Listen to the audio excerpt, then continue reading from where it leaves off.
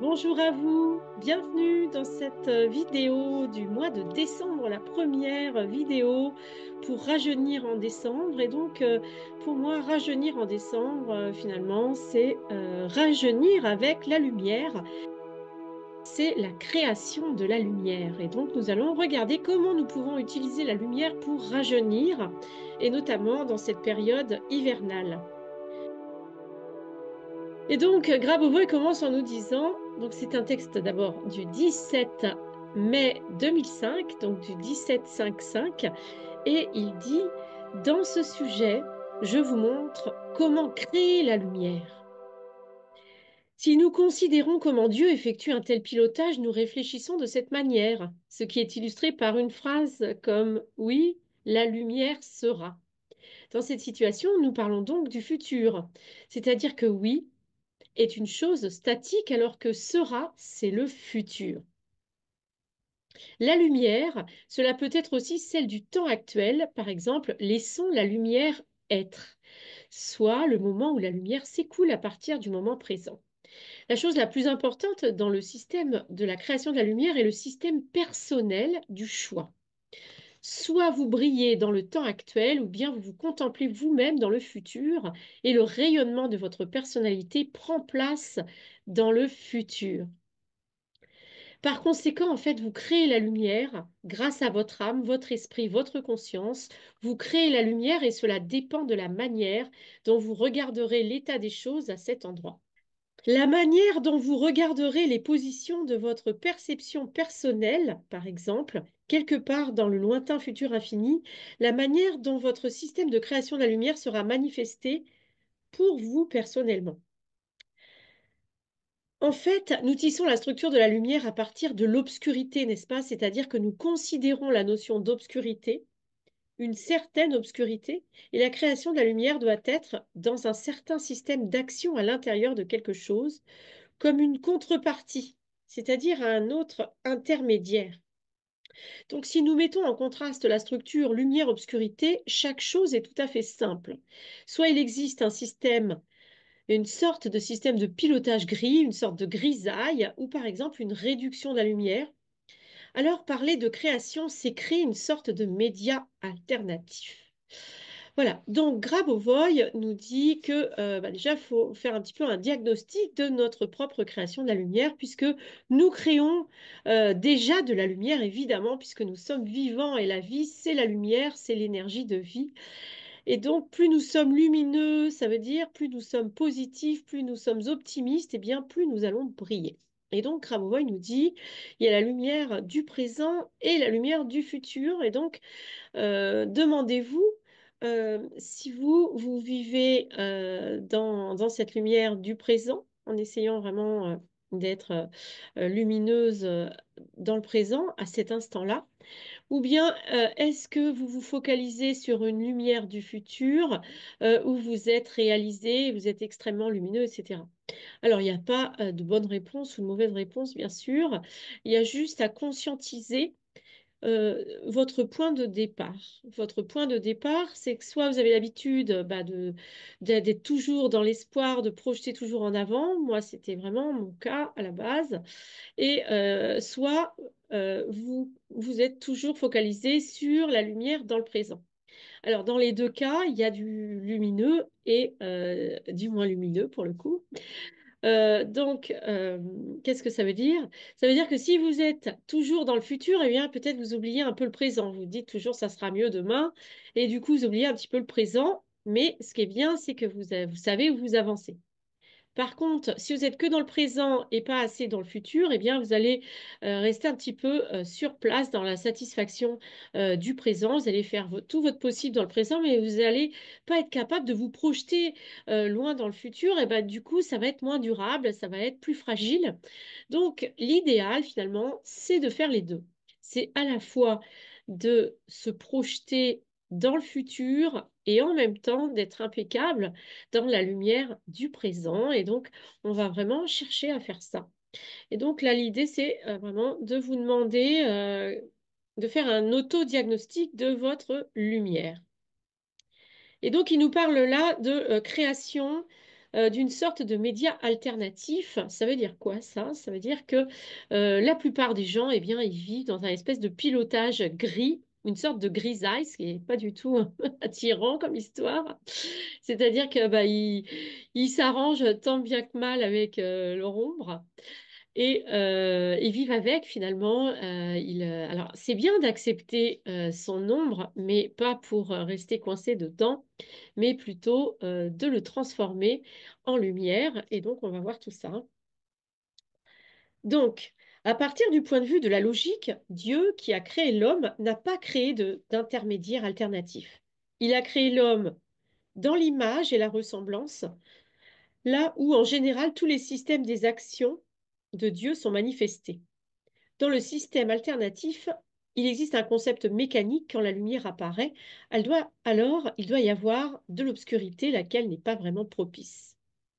C'est la vraie lumière, la prochaine évolution se situe dans le fait que la lumière de Dieu est l'homme, par exemple, dans une énorme macro-conception, et un niveau du monde pour un homme est aussi la lumière, à savoir l'homme et la lumière autant que le macrocosme. Alors, cette phrase un petit peu bizarre, là, l'idée, là, c'est de comprendre que jusqu'à maintenant, enfin, c'est sûrement ce qu'il va expliquer après, mais ça, c'est vraiment euh, quelque chose de basique, c'est que jusqu'à maintenant, on avait l'habitude d'aller expérimenter l'ombre pour fixer nos limites et voir notre lumière. Et donc, dans le futur, le but du jeu, on sait ce qu'il dit, la vraie lumière, la prochaine évolution, eh bien, c'est de ne plus avoir besoin de l'ombre pour amplifier notre lumière. Et donc, parce que dans le monde de Dieu, eh bien, l'obscurité n'existe pas, hein. Dieu n'a pas besoin de la mort pour apprécier la vie. Voyez l'idée? Et donc, nous devons vraiment penser autrement et être, se positionner dans la vie autrement, c'est-à-dire ne pas se dire que l'obscurité est obligatoire, ne pas se dire que il y a des choses négatives dans la vie, c'est comme ça et pas autrement. Il y a la mort à la fin. Non, on arrête de se dire ça. Dans le nouveau monde, nous dit Grabovoi, dans la prochaine évolution, eh bien, tout est lumière et tout est lumineux.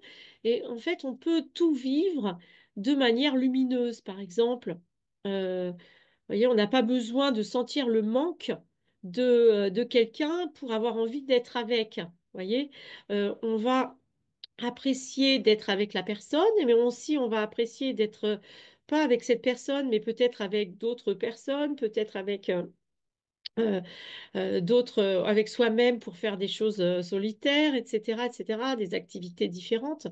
Donc voilà, on comprend vraiment que la lumière attire la lumière. Il y a pas à voir les choses. On n'a pas besoin de l'ombre, hein. C'est ça ce qui est important à comprendre, hein.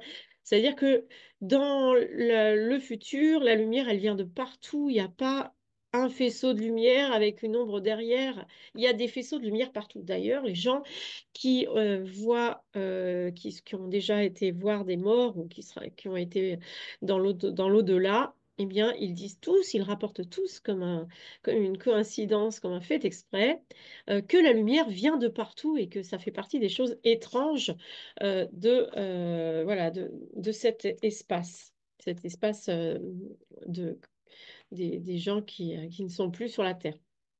Alors, je continue la lecture. Dans l'exacte nature des choses, il existe seulement la lumière. En d'autres termes, le concept d'obscurité n'existe pas. Sur cette base, le concept de création de la lumière, pour parler de manière générale, existe dans ce contexte de l'actuelle configuration de la lumière. Vous travaillez tout le temps dans le système de pilotage de la lumière et la lumière est là tout autour. Apparemment, chaque personne a dû arriver dans de telles situations, là où par exemple elle considère un événement comme la structure de la lumière, elle le spécifie, tandis que la lumière approche. Il se trouve que l'aliénation d'autres éléments, comme les étoiles, l'une éloignée d'une autre, cela ne veut pas dire qu'il y a une sorte d'obscurité. C'est un espace, c'est la distance. Pour une personne, ce n'est pas toujours seulement la nuit sombre, dans l'espace et la distance, cela peut être simplement un espace visualisé. C'est pourquoi nous sommes en train de parler de l'espace qui prend part dans la création du monde, juste par analogie. Le monde est formé de la manière suivante. Nous regardons, il y a des étoiles et cela signifie qu'il y a l'espace. De quelle sorte d'espace s'agit-il?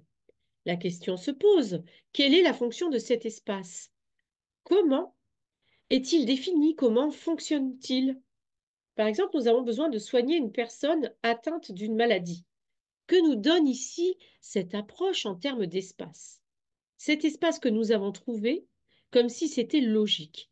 Quand nous commençons à développer l'espace en théorie, en pratique, alors déjà nous découvrons des choses à propos de l'homme, l'homme qui précisément est manifesté avant tout comme un homme vivant éternellement. Alors là, Grabovoi, il introduit l'idée d'espace pour finalement nous faire comprendre pourquoi la nuit est sombre, hein. C'est un peu ça l'idée.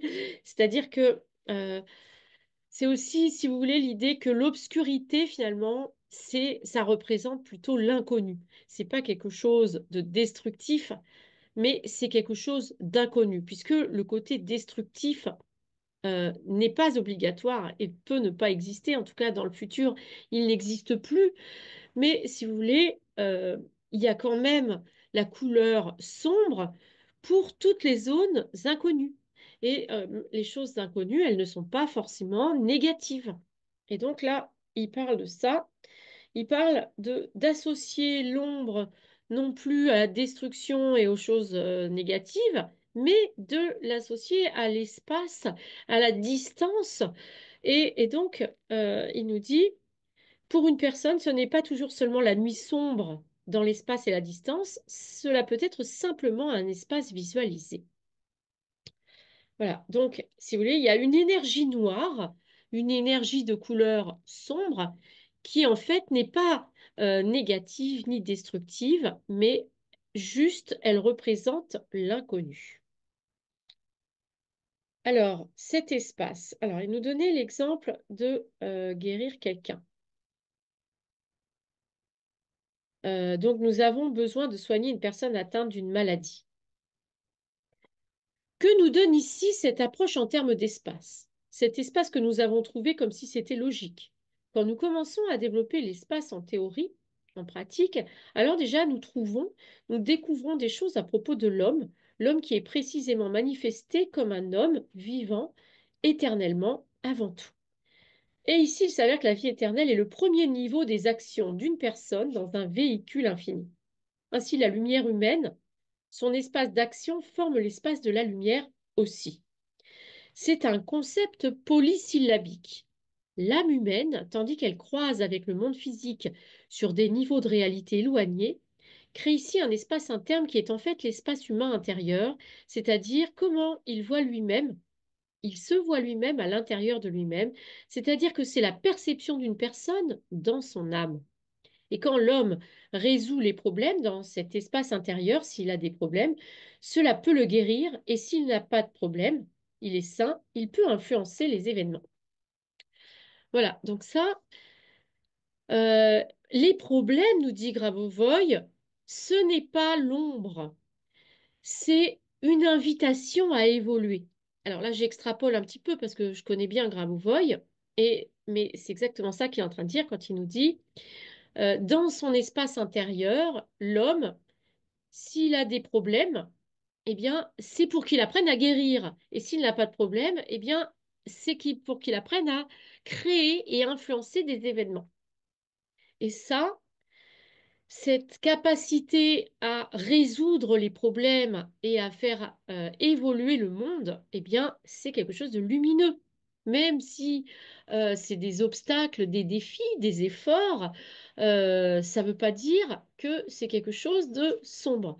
Donc, quand vous voyez que vous êtes en train de vieillir, par exemple, vous avez peur de vieillir, vous sentez des choses, bon, moi, par exemple, j'ai un petit peu la vue qui baisse, comme je vous le disais, eh bien, c'est qu'il y a un défi à relever, il y a quelque chose pour évoluer, il y a quelque chose à surmonter. Et c'est ce que Grabovoi appelle la lumière intérieure. Cette naissance de la lumière intérieure donne l'espace. En fait, tout l'espace est en cours de croissance dans ce monde. Maintenant, alors, donc là, vous voyez, il est en train de nous dire que euh, cette investigation, cette recherche de compréhension, cette démarche de résoudre les défis et les problèmes, de surmonter les obstacles, eh bien, c'est la lumière intérieure qui crée l'espace du monde. C'est comme ça qu'il dit là, hein. C'est-à-dire qu'on a besoin en fait des problèmes pour faire grandir le monde. Parce que plus on est capable de surmonter des défis et des problèmes, eh bien, plus on grandit et donc on fait grandir le monde. Donc, faut prendre ça comme ça, le rajeunissement.